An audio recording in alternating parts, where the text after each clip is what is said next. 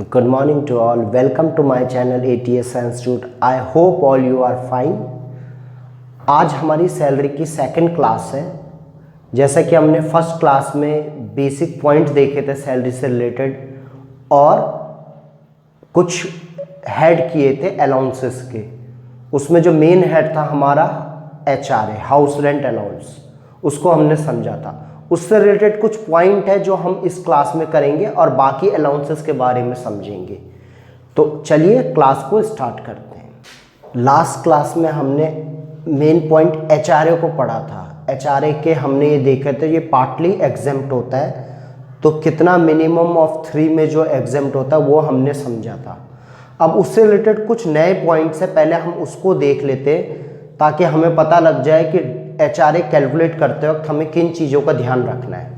तो जो मैंने आपको बताया था HRA जितना भी आपको रिसीव हो रहा है एग्जेम्प्ट होगा मिनिमम ऑफ 3।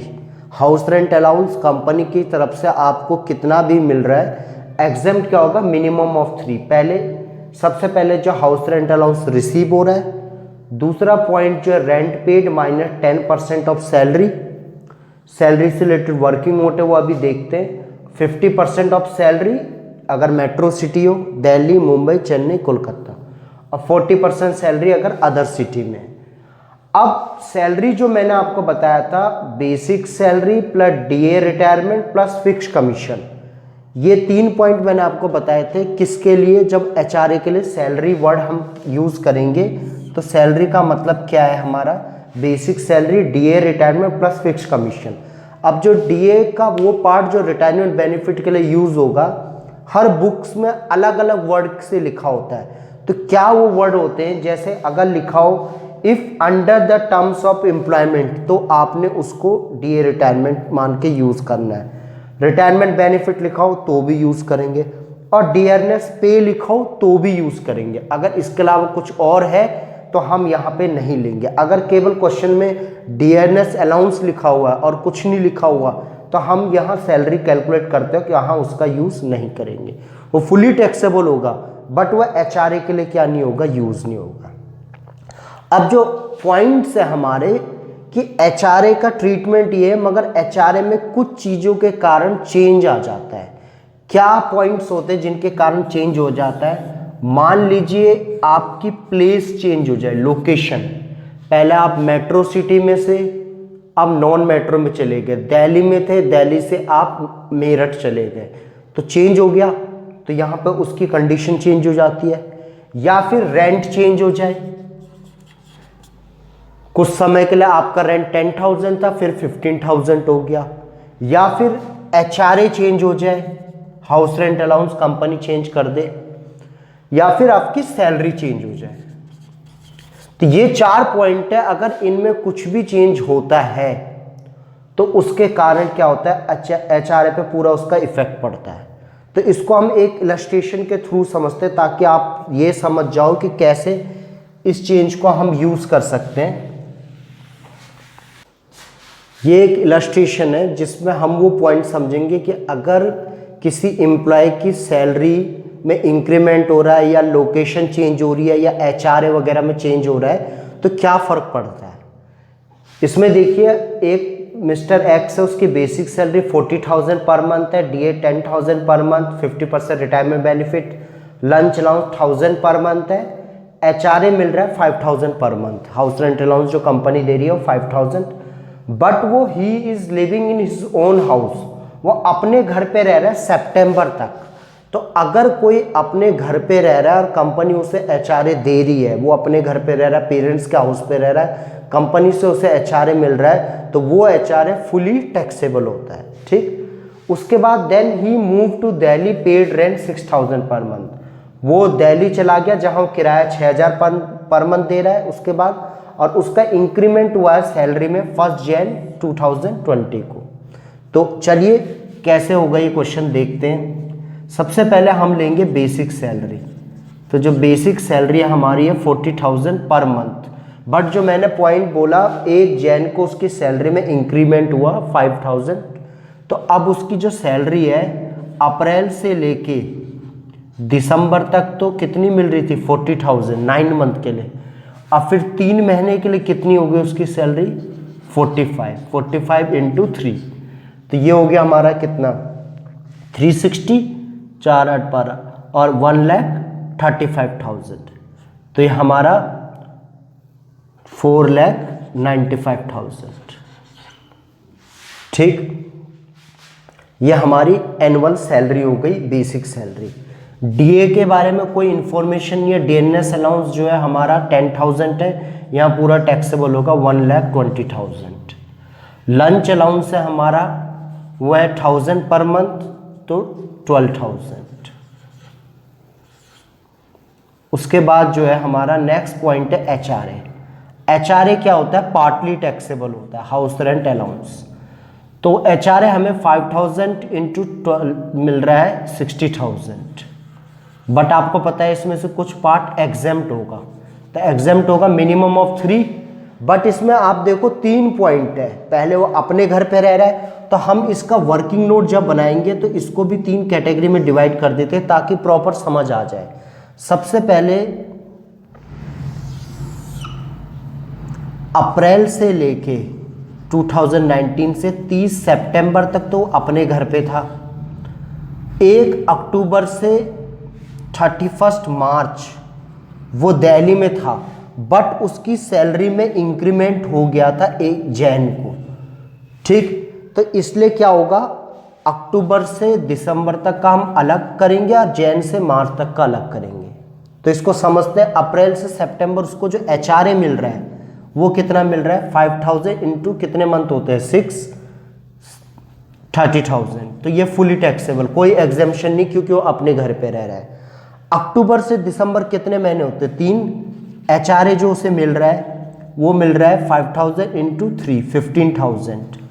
एग्जेम्प्ट होगा मिनिमम ऑफ 3, तो 3 मंथ का ही हम कैलकुलेट करेंगे। पहला पॉइंट क्या होता है 15,000, दूसरा point rent paid minus 10% salary, तो रेंट कितना दे रहा हो 6 3 जा 18,000 माइनस 10% सैलरी, तो सैलरी भी हम इसके लिए 3 मंथ की ही कैलकुलेट करेंगे।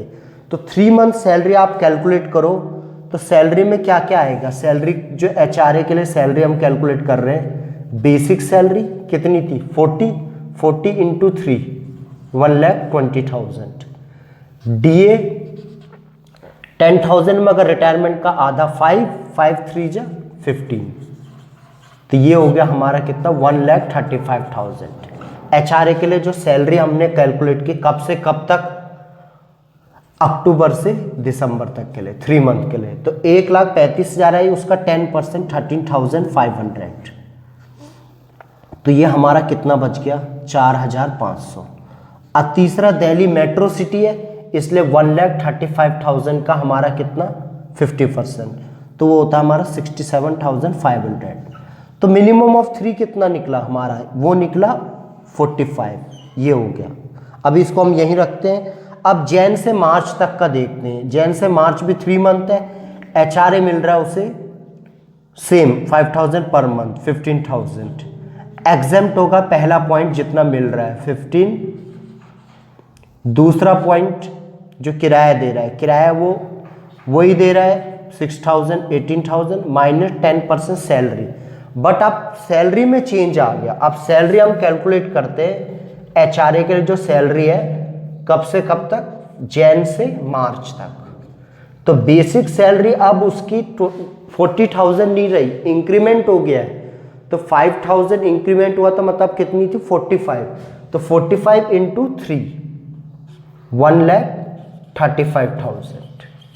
ठीक, और डीए सेम 3 मंथ का 5,000 इंटू 3 15, तो ये जो हो गया कितना आ गया 1,50,000 एचआरए के लिए जो सैलरी है जैन से मार्च की। तो 150 का 10% 15,000 बच गया कितना 3। और तीसरा पॉइंट जो है हमारा जो 50% है मेट्रो सिटी 75,000, तो मिनिमम ऑफ 3 कितना निकला 3,000। तो अब इनमें मिनिमम ऑफ 3 यहाँ तो पूरा टैक्सेबल हो गया, यहाँ कितना निकला 4,500 और यहाँ कितना 3,000। तो इन दोनों को हम एग्जेम्प्ट करके इससे लेस कर देंगे, तो ये 7,500 ऐड करके आया, इसे लेस किया तो हमारा बचा 1500। यहाँ जाके HRA हमने कैलकुलेट कर लिया। अब हम इनका टोटल कर लेंगे, हमारी क्या आ जाएगी, ग्रॉस सैलरी आ जाएगी। ठीक, ये पॉइंट क्लियर हो गया। तो इसमें बस यही चीज़ ध्यान रखनी कि अगर हमारी location, place, salary, rent, HRA किसी में भी चेंज आता है तो हम वर्किंग नोट में अलग अलग कैटेगरी में डिवाइड करके उसको प्रॉपर तरीके से समझेंगे। बिना डिवाइड किए भी हो सकता है, मगर उसमें कहीं ना कहीं गड़बड़ होने के चांस होते हैं। तो ये एक सिंपल मेथड है जो मैंने आपको समझाया। तो अब ये HRA टॉपिक आपका क्लियर हो गया है। अब हम बाकी टैक्सेबल अलाउंसेस देखते हैं। कुछ जो अलाउंसेस है हमारे फुली टैक्सेबल होते हैं, मतलब जितना भी हमें एम्प्लॉयर दे रहा है, कंपनी दे रही है, उसमें कुछ भी एग्जेम्प्ट नहीं होगा। तो जैसे उसमें से हम कुछ तो पॉइंट देख चुके हैं। बेसिक सैलरी जितनी भी है फुली टैक्सेबल, DNS अलाउंस, महंगाई भत्ता जिसे बोलते हैं, medical allowance, company medical allowance दे रही है, इलाज के लिए आपको पैसे दे रही है कि आप इलाज कराओ, तो जितना भी अलाउंस आपके हाथ में पकड़ा रही है वो पूरा का पूरा क्या होगा, टैक्सेबल। लंच अलाउंस, लंच के लिए पैसे दे रही है। एक होता है कि कंपनी आपको लंच दे रही है कैंटीन में, वो एक अलग है, उसको हम आगे पढ़ेंगे अभी। लंच अलाउंस का मतलब कंपनी आपको 200, 300, 400 रुपये डेली के अलाउंस दे रही है लंच करने के लिए, तो जितना भी मिलेगा fully taxable. Over time allowance, जितना भी आप ओवर टाइम करो उसका जो पैसा मिलेगा फुली टैक्सेबल। सर्वेंट अलाउंस, आपने सर्वेंट रखा हुआ है, उसके लिए कंपनी आपको क्या कर रही है, पैसे दे रही है, तो वो पूरा टैक्सेबल। नॉन प्रैक्टिसिंग अलाउंस, ये उनके लिए होते हैं जो प्रोफेशनल होते हैं, जैसे डॉक्टर हो गया, CEO हो गया। कोई डॉक्टर है, वो गवर्नमेंट कंपनी में काम कर रहा है या किसी प्राइवेट कंपनी में काम कर रहा है, तो वो अपनी प्रैक्टिस छोड़ देता है और कंपनी उसे कहती है तुम प्रैक्टिस मत करो, तुम हमारी कंपनी में काम करो, उसके लिए हम तुम्हें अलग से अलाउंस देंगे, तो वो होता है हमारा नॉन प्रैक्टिसिंग अलाउंस। तो जितना भी मिलेगा वो टैक्सेबल। फैमिली अलाउंस, अगर कंपनी आपकी फैमिली के लिए कुछ अलाउंस दे रही है तो वो भी पूरे टैक्सेबल। डेपुटेशन अलाउंस वो होता है जैसे अगर हम किसी कंपनी के काम से कुछ समय के लिए हमें डेप्यूट करके कहीं और भेज दिया जाता है, उसके लिए हमें अलग से अलाउंस मिलता है, वो deputation allowance. City compensatory allowance का मतलब होता है सिटी कंपनसेटरी, मतलब ये कि अगर आप किसी और सिटी में गए, वहाँ का रहन सहन अलग है, उसके लिए आपको अगर कुछ अलाउंस मिल रहा है, जैसे आप दिल्ली में रहते, दिल्ली से आप बेंगलोर गए, वहाँ का रहन सहन, खाना पीना, कई चीज़ें अलग है, तो उसके लिए आपको अलग से अलाउंस मिल रहा है, वो हो गया सिटी कंपनसेटरी। ये मैंने मेन जो अलाउंस है जो आपके क्वेश्चन में या जो डेली लाइफ हम यूज़ करते हैं या जो ITR फाइल करते हैं, नॉर्मली जो अलाउंसेज यूज़ होते हैं उनके बारे में मैं आपको बता रहा हूँ, नहीं तो अलाउंस की लिस्ट बहुत लंबी है। अब ये डिफरेंस इज टैक्सेबल। डिफरेंस का मतलब यह है कि उनका एक पार्ट टैक्सेबल होगा। जैसे कन्वेंस अलाउंस है, कन्वेंस के लिए आपको किराया मिला, आने या जाने के लिए ऑफिस के काम से आप कहीं गए, आपको कन्वेंस मिला, जितना मिला उसमें से जितना आपने खर्च किया जो बच गया वो टैक्सेबल। आपको 2000 रुपये मिले, 2 में से आपने 1500 खर्च किए, जो बच गए 500 टैक्सेबल, तो वो हो गया डिफरेंस टैक्सेबल। तो ये सारे अलाउंस इसी तरीके से होते हैं। जैसे ट्रैवलिंग अलाउंस है, आप कंपनी के किसी काम से बाहर जा रहे हैं, वहाँ के लिए आपको स्टेट से बाहर है तो ट्रैवलिंग अलाउंस मिलेगा, तो उसके लिए जितना भी आपको 10,000 मिला, आपने 8,000 स्पेंड किए, जो बच गए 2,000 टैक्सेबल। हेल्पर अलाउंस, अगर आप एक हेल्पर अपॉइंट करते हैं जो आपको मेन वर्क में हेल्प कर रहा है, उसके लिए कंपनी अलाउंस दे रही है, कंपनी ने 10,000 दिया, आपने उसको पे किए 7,000, तो जो 3,000 है वो क्या हो गया, टैक्सेबल। रिसर्च, अगर आप रिसर्च पे कुछ वर्क कर रहे हैं उसके लिए कंपनी अलाउंस दे रही है, तो डिफरेंस जो होगा टैक्सेबल। और यूनिफॉर्म अलाउंस, आपने कंपनी ने आपको यूनिफॉर्म के लिए पैसे दिए, 2000 रुपये, आपकी यूनिफॉर्म 1500 के है, जो बच गया 500 टैक्स, मतलब डिफरेंस टैक्सेबल। ठीक, अब जो बाकी है हमारा allowance with fixed amount exam, जिसमें फिक्स्ड अमाउंट एग्जाम्प्ट होती है, जैसे HRA में था हमारा हाउस रेंट अलाउंस था, ऐसी एंटरटेनमेंट अलाउंस भी है, उसको हम अभी इसके बाद देखेंगे। तो इसमें एक आता है children education allowance. Children education allowance का मतलब ये है कि कंपनी आपके बच्चों के लिए एजुकेशन अलाउंस आपको दे रही है कि आप बच्चों को पढ़ाओ, तो जितना भी अलाउंस आपको दे रही है 100 रुपये पर मंथ एक बच्चे पे एग्जाम्प्ट होगा। अब मैक्सिमम कितने पे एग्जाम्प्ट होगा, 2 बच्चों पे, मतलब 100 × 12, 1200, और 2 बच्चों का कितना, 2400, 2400 ही लिमिट है, उससे ऊपर एग्जाम नहीं होगा। चाहे कंपनी कितना भी आपको पे कर रहे हो, चाहे 2 बच्चों पे 3 पे कितना भी पे कर रहे हो, मैक्सिमम लिमिट कितनी है 2400। ठीक। हॉस्टल अलाउंस, ये भी चिल्ड्रन हॉस्टल अलाउंस के लिए, अगर हॉस्टल के लिए पे कर रही है तो 300 पर मंथ है एक बच्चे पे। बाकी कंडीशन वही है, मैक्सिमम 2 चिल्ड्रन और 300 पर मंथ। ठीक, सेम पॉइंट है। ट्रिबल एरिया अलाउंस का मतलब है कि आप अगर किसी आदिवासी इलाके में अगर आप जा रहे काम करने के लिए, तो वहाँ कंपनी आपको अलग से क्या कर रही है, पैसे दे रही है, ट्रिबल एरिया अलाउंस, तो एग्जेम्प्ट होगा कितना 200 per month. Hilly area, high altitude area में आप वर्क करने जा रहे हैं, वहाँ के लिए अगर कंपनी पैसे दे रही है आपको, तो जितना भी दे रही है एग्जेम्प्ट होगा 300 to 7000, वो डिपेंड करता है वहाँ की कंडीशन के ऊपर। ठीक।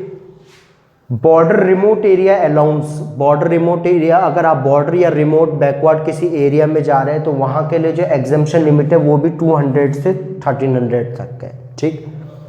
जो असेसिंग ऑफिसर है वो एसेस करके उसके हिसाब से। आइलैंड अलाउंस का मतलब अगर आप किसी आइलैंड में गए कंपनी के वर्क से, अब वहाँ जॉब कर रहे हैं, तो उसके लिए अगर आपको जितना भी आइलैंड अलाउंस मिल रहा है उसमें 3250 3250 पर मंथ क्या होगा एग्जेम्प्ट। ऐसी अंडरग्राउंड अलाउंस है जो एग्जेम्प्ट होता है कितना 800 पर मंथ। जो मेन पॉइंट है हमारे अलाउंसेस में ये 2 आते हैं मेनली, जो क्वेश्चन जो ग्रेजुएशन या बाकी जो प्रोफेशनल कोर्स कर रहे हैं। अब बाकी अलाउंसेस आप देख सकते हो, मगर ध्यान सबका रखो। ठीक। अब जो अगला है हमारा एक पॉइंट है एंटरटेनमेंट अलाउंस। देखिए एंटरटेनमेंट अलाउंस जो होता है हमारा, मतलब मनोरंजन के लिए हमें अलाउंस मिल रहा है।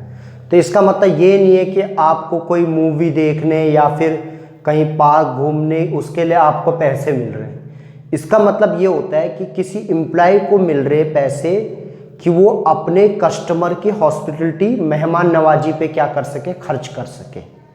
उनके चाय पानी, उनकी जो भी मेहमान नवाजी करनी है, हॉस्पिटलिटी करनी है, उस पर स्पेंड कर सके, उसके लिए कंपनी क्या कर रही है, उसको पैसे दे रही है। इसको बोलते हैं एंटरटेनमेंट अलाउंस। ठीक। तो जो भी हमें एंटरटेनमेंट अलाउंस मिलता है इसको समझते हैं हम। It is the amount of money given to an employee to make payment towards hospitality of customers.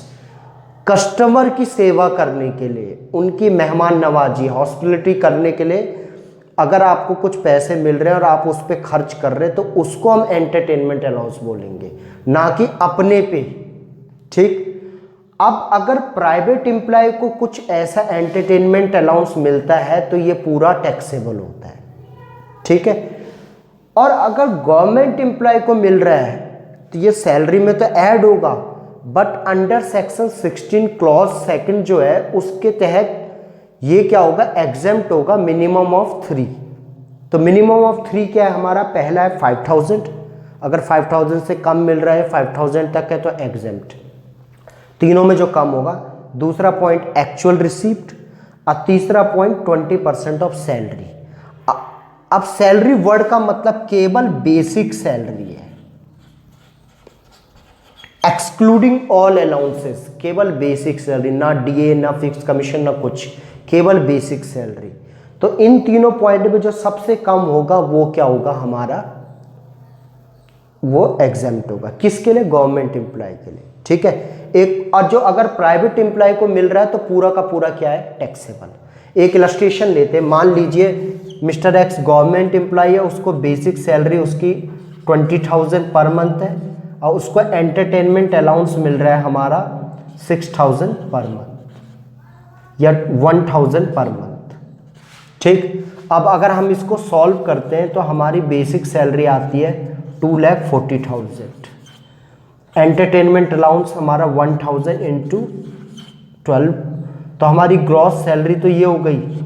इसमें से लेस करेंगे हम एग्जेम्पशन अंडर सेक्शन 16 क्लॉज 2, तो ये क्या कहता है, एग्जेम्प्ट होगा मिनिमम ऑफ 3। पहला पॉइंट कितना है 5000, दूसरा है अमाउंट एक्चुअल रिसीप्ट, तो एक्चुअल रिसीप्ट है वो है 12,000, और थर्ड पॉइंट है 20% ऑफ सैलरी। तो जो सैलरी मैंने बोला बेसिक सैलरी, तो सैलरी हमारी 240 है, उसका 20% कितना है 48,000। तो सबसे कम कितना है 5,000, तो तो 5000 क्या हो जाएगा हमारा एग्जेम्प्ट। तो जो हमारी 240 और ये कितने होंगे 252, उसमें से लेस करेंगे तो हमारे 2,47,000 सैलरी आ जाएगी। ठीक, तो इसका मतलब ये है कि मैक्सिमम जो आता है, मैक्सिमम जो केसेस करते हैं हम ITR के, उसमें 5000 ही क्या होता है एग्जेम्प्ट होता है गवर्नमेंट एम्प्लॉय के। तो आपको ये टॉपिक क्लियर हो गया। अलाउंसेस आज हम समझ के लगभग, आई होप आपको ये टॉपिक क्लियर हो गया होगा, अलाउंसेस इन सैलरी। ठीक, अब नेक्स्ट जो क्लास में हम परक्यूजिट्स टॉपिक देखेंगे। तब तक आप इस वीडियो को और इसका जो फर्स्ट पार्ट है उसको रिपीट करके देखिए ताकि ये टॉपिक अच्छे से क्लियर हो जाए। और जो हमारे न्यू यूजर्स हैं वो इस चैनल को जरूर सब्सक्राइब कीजिए और आप प्लीज़ अपने फ्रेंड्स में के बीच इसे शेयर कीजिए, लाइक कीजिए। और अगर आपको कोई डाउट लगता है या कुछ आपको लगता है हमें चेंज करना चाहिए तो आप मेरे को कमेंट बॉक्स में ज़रूर भेजिए। मिलते हैं नेक्स्ट क्लास में।